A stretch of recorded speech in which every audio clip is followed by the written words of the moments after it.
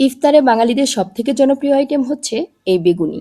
অনেকের ধারণা বাসায় বেগুনি বানালে ফুলকো আর পারফেক্ট মুচমুচে হয় না, বানানোর কিছুক্ষণ পরেই নরম হয়ে যায়। তবে আজকে আমি এমন কিছু টিপস শেয়ার করব যেই টিপসগুলো ফলো করলে বেগুনি পারফেক্ট ফুলকো আর ভাজার পর অনেকক্ষণ পর্যন্ত মচমচে থাকবে। আসসালামু আলাইকুম এভরিওয়ান, আশা করি সবাই ভালো আছেন। আমার ভিডিওগুলো যদি আপনাদের ভালো লাগে তাহলে অবশ্যই লাইক কমেন্ট শেয়ার করে আমার পাশেই থাকবেন। বেগুনি বানানোর জন্য আমরা একটা স্ট্রেনারে নিয়ে নিচ্ছি 1 কাপ বেসন, হাফ কাপ কর্নফ্লাওয়ার আর 1/4 কাপের মতো ময়দা। আপনাদের কাছে কর্নফ্লাওয়ার না থাকলে সমপরিমাণ চালের গুঁড়া ব্যবহার করতে পারেন। তারপর মিশ্রণটা খুব ভালোভাবে চেলে নিয়ে এখানে দিয়ে দিচ্ছি পরিমাণ মতো লবণ, অল্প একটু গোলমরিচের গুঁড়া, অল্প একটু আদা রসুন বাটা, হলুদের গুঁড়া, মরিচের গুঁড়া, ধনিয়ার গুঁড়া আর অল্প একটু ভাজা জিরার গুঁড়া। এখানে আমি 1/4 চা চামচের মতো বেকিং সোডাও ব্যবহার করেছি। এখন অল্প অল্প পানি দিয়ে হ্যান্ড উইস্ক দিয়ে খুব ভালোভাবে একটা ব্যাটার তৈরি করে নিব।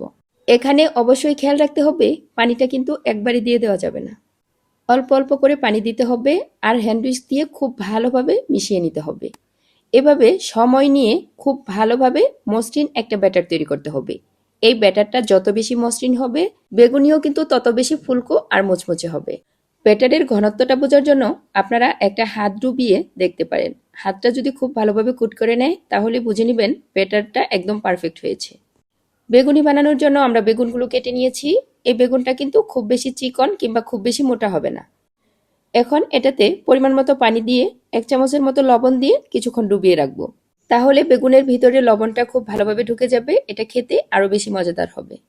এখন বেগুনটা লবণ পানি থেকে উঠিয়ে টিস্যু দিয়ে খুব ভালোভাবে পানিটা ঝরিয়ে নিব।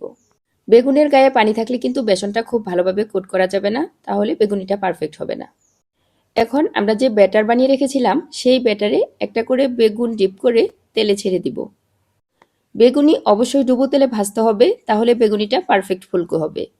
বেগুনি মচমচে হওয়ার পারফেক্ট যে টিপস সেটা হলো আমরা যে বেসনের ব্যাটারটা বানিয়েছিলাম সেই বেসনের ব্যাটারে অবশ্যই বেসনের থেকে অর্ধেকটা পরিমাণ কর্নফ্লাওয়ার কিংবা চালের গুঁড়া অ্যাড করতে হবে। দ্বিতীয় টিপস হচ্ছে ব্যাটারে একবারে পানি দিয়ে দেওয়া যাবে না, অল্প অল্প করে পানি দিয়ে হ্যান্ড উইস্ক দিয়ে একটু বেশি সময় নিয়ে ব্যাটারটাকে বানিয়ে নিতে হবে। যদি ব্যাটারটা পারফেক্টভাবে বানানো যায় তাহলে 10 থেকে 15 মিনিটের মতো যদি ব্যাটারটা রেস্টে রাখেন, এখানে বেকিং সোডা ব্যবহার করার কোনো প্রয়োজনই পড়ে না। তবে আমি ইনস্ট্যান্ট বানিয়েছি, এজন্য অল্প পরিমাণ একটু বেকিং সোডা ব্যবহার করেছি। এভাবে আমি সবগুলো বেগুনি তৈরি করে নিয়েছি। বেগুনিগুলো দেখেই হয়তো বোঝা যাচ্ছে এটা কতটা পারফেক্ট মচমচে হয়েছে। এরকম আরও নতুন নতুন রান্নার রেসিপি পেতে আমার সাথে যুক্ত হয়ে যেতে পারেন। পুরো ভিডিওটি দেখার জন্য ধন্যবাদ সবাইকে। ভালো থাকবেন সবাই। আল্লাহ হাফেজ।